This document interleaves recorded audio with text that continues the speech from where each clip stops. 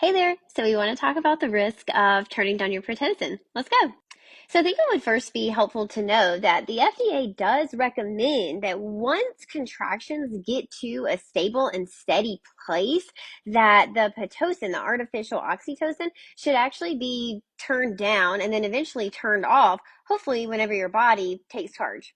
Now, this isn't always going to happen for everybody. So, one of the things we need to know that may happen if we turn the Pitocin down and your body hasn't taken control yet, and it doesn't have enough natural oxytocin to keep going with the labor pattern that we had artificially created with the Pitocin, you might see that your contractions stop or space out or get less intense or come a little less frequent.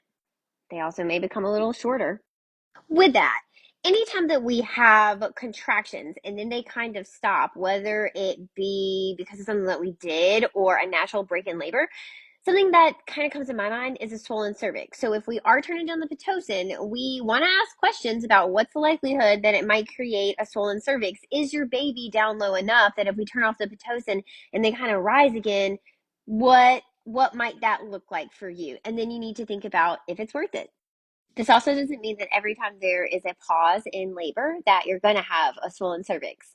Pauses in labor, natural breaks in labor are totally normal and within the what we kind of expect labor to be. Swollen cervixes are much more rare. It's just something that's on my mind, so I encourage people to ask about it.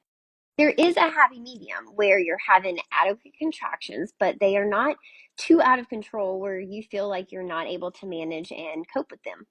That's a really nice thing about Pitocin is that we can turn it up and down and really individualize it to you and what your body needs in that particular place in labor.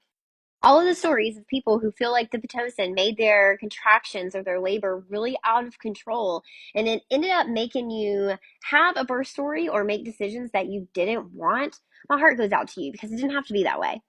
I'm Hee Hee, a doula with my master's in human development and family studies. If this is helpful, follow along for more.